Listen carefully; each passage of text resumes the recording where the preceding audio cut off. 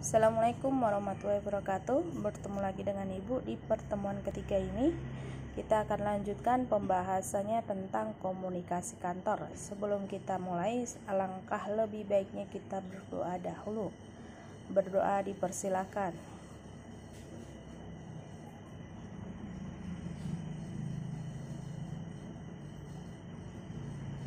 Berdoa selesai. Lanjut. Kelanjutan yang kemarin kita sampai di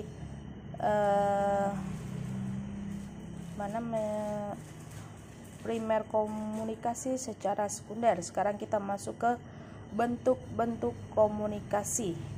Di sini bentuk-bentuk komunikasi ada beberapa. Yang pertama yaitu komunikasi personal. Apa di situ? Komunikasi personal merupakan komunikasi yang terjadi antar individu, ya, sifatnya dialog. Contohnya kalian terhadap teman kalian mungkin lagi curhat-curhatan, ya. Itu termasuk komunikasi personal. Kemudian yang kedua, komunikasi organisasi, yaitu suatu unit sosial yang dikoordinasikan secara struktural dan terdiri dari 2 orang atau lebih, serta direncanakan dalam waktu yang panjang. Contoh di sini, ketika kalian mengikuti kegiatan ekstrakurikuler, di dalam mengikuti ekstrakurikuler itu ada terjadi komunikasi. Nah, itu lebih dari satu. Nah, ekstrakurikuler itu termasuk suatu organisasi. Dari sini jelas ya. Kemudian yang ketiga, komunikasi massa. Terdiri atas sebagian keterampilan, sebagian seni, dan sebagian ilmu. Untuk komunikasi merupakan keterampilan meliputi teknik-teknik fundamental tertentu yang dapat dipelajari seperti mencatat ketika mewawancarai, mengoperasikan tape recorder, atau memfokuskan kamera TV. Nah, dari sini contohnya seperti reporter lagi melakukan wawancara terhadap artis, kemungkinan seperti itu, memberikan informasi kepada publik, ya.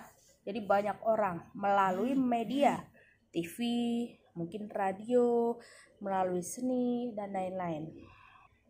Nah, kemudian selanjutnya yaitu fungsi komunikasi kantor. Ada beberapa. Yang pertama, fungsi kontrol.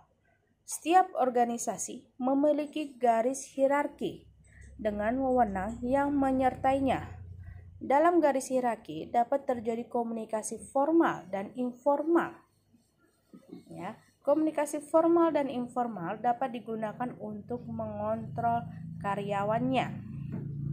Kemudian yang B, fungsi motivasi yang dilakukan melalui pemberian feedback kepada karyawan, baik itu berupa koreksi pekerjaan maupun hal-hal yang harus dicapai pada masa yang akan datang.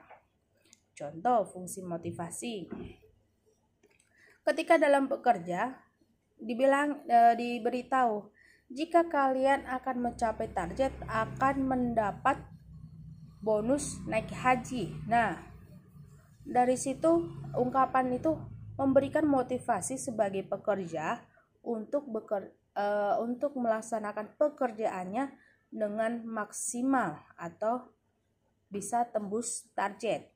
Seperti itu. Kemudian yang C, fungsi emosional.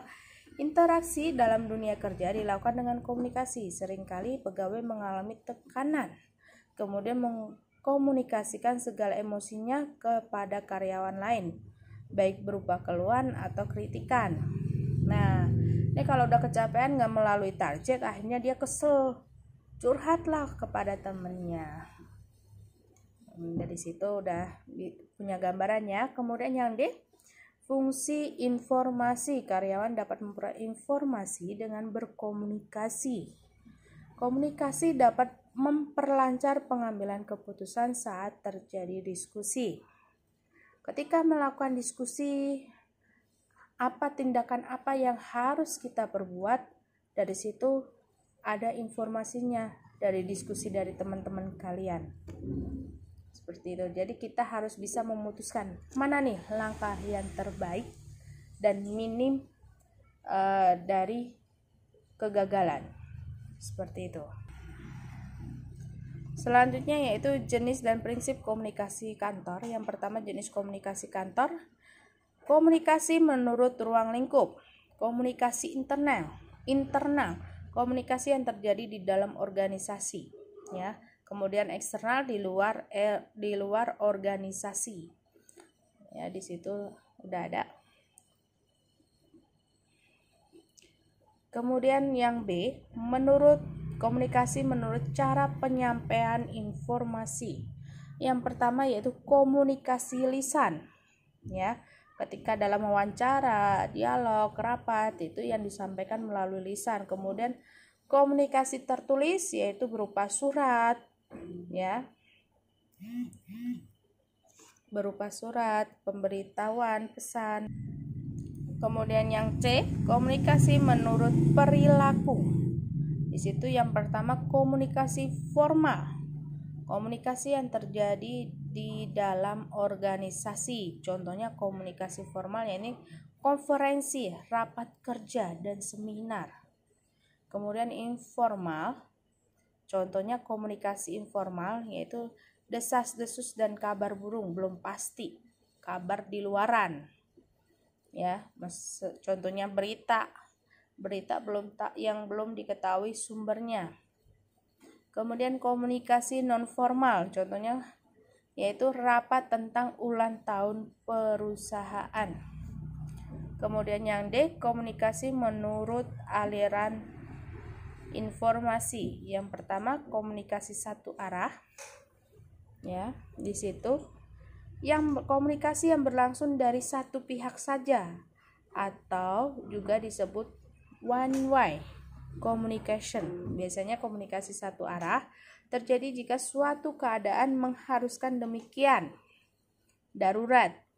Contoh, untuk menjaga kerahasiaan dan menjaga kewibawaan pimpinan. Contohnya bos terhadap sekretarisnya yang dipercayainya. Seperti itu. Dan yang tahu cuman hanya sekretarisnya saja. Kemudian yang kedua, komunikasi dua arah.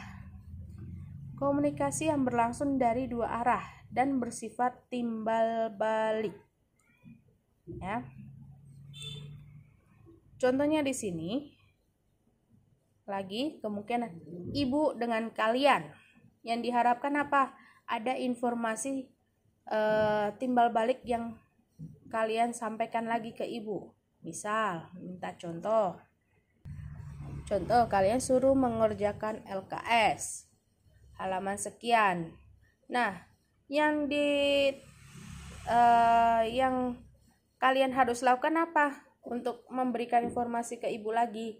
Yaitu kalian sudah mengerjakan. Seperti itu. Selanjutnya yaitu komunikasi menurut jaringan kerja. Yang pertama yaitu komunikasi jaringan kerja rantai. Di sini menurut saluran hierarki organisasi dengan jaringan komando. Ya, mengikuti pola komunikasi formal. Ya, dari situ dari arah panah ke atas itu komando dari atasan, kemudian langsung ke bawahan, ya. Kemudian bawahannya lagi memberikan komando lagi ke atasan, kemudian balik lagi, ya, seperti itu. Jadi dari atasan ke bawahan, selanjutnya seperti itu. Kemudian komunikasi jaringan kerja lingkaran terjadi melalui saluran komunikasi yang berbentuk seperti lingkaran. Dari situ bisa kalian lihat, ya, saling keterkaitan, mungkin dari ketua ke bendahara, terus ke sekretaris, kemudian sekretaris ke struktur organisasinya, langsung bisa feedback ke ketua kembali, seperti itu. Kemudian jaringan bintang terjadi melalui satu sentra pola bintang dan saluran yang dilalui dalam komunikasi jaringan bintang lebih. Nah, itu contohnya saluran bintang, ya. Kemudian yang kedua, sarana komunikasi kantor. Nah, dari sini bisa dilihat apa sih sarana yang diperlukan dalam komunikasi kantor. Yang pertama yaitu surat. Surat merupakan media komunikasi tertulis yang dibuat dengan cara tertentu sesuai fungsinya. Ya, di situ ada fungsinya sebagai tanda bukti tertulis yang otentik, sebagai pedoman menjalankan tugas, sebagai alat pengingat, kemudian sebagai duta atau wakil perusahaan. Kemudian tujuannya untuk menyampaikan informasi kepada pihak lain, kemudian sebagai sumber informasi penjelasan atau tanggapan, kemudian memperlancar arus informasi. Kemudian sarana yang kedua yaitu telepon. Media komunikasi dua arah, sehingga antara komunikator dan komunikan dapat berbicara secara langsung. Kemudian yang ketiga ya, untuk telepon di sini ada macam-macam. Ada 2 jenis sistem telepon yang bisa digunakan di beberapa perusahaan, antara lain yaitu cash system. Yang pertama, sistem telepon yang memungkinkan pengguna telepon memilih sendiri jalan yang diinginkan. Sistem ini mampu melayani 3-30 jalur telepon sekaligus. Nah, di sini contohnya ketika kalian telepon operator, ditunjukin kalian mau berbicara dengan operatornya atau mau mengetahui informasi apa saja yang ada di Indosat, misal seperti itu ya. Kemudian yang kedua, PMBX ya. Penerapan semua panggilan masuk dan keluar harus melalui switchboard. Akan tetapi untuk panggilan dalam kantor intern tidak melalui operator. PMBX mampu melayani 30-10.000 pesawat telepon. Contoh di sini PMBX ya. Yang pertama yaitu diterima dulu oleh operatornya. Kemudian ketika mungkin kalian pengen berbicara di bagian sekretarisnya, langsung operatornya menyampaikan atau menyambungkan ke bagian sekretarisnya. Kemudian yang ketiga, yang C ya, sarana komunikasi kantor. Yang C, telex ya. Merupakan mesin atau pesawat yang berfungsi untuk mengirimkan pesan singkat. Ini hampir kayak WhatsApp tapi beda ya. Yang D, sarana komunikasi lainnya yaitu fax mail ya, merupakan perangkat komunikasi jarak jauh berupa pengiriman pesan teks. Nah, nanti pesan ini bisa di print atau di fotokopi, keluarnya seperti itu. Di situ ada contoh gambarnya ya. Kemudian yang E, sarana komunikasi yaitu email. Tentunya kalian sudah mengenal semua ya, elektronik email ya, surat elektronik. Kemudian yaitu yang keenam, voicemail, yang fungsinya sama dengan email, yaitu untuk mengirim pesan, hanya saja pesan yang dikirim berupa pesan suara. Nah, di situ ada keterangan tugas ya. Carilah kelebihan dan kekurangan masing-masing sarana komunikasi kantor dalam materi tersebut. Hasilnya silakan isikan dalam kolom berikut.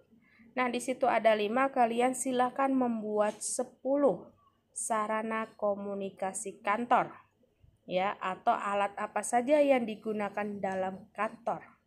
Nah, di situ ditulis kelebihan dan kekurangan, kemudian manfaatnya untuk apa. Nah,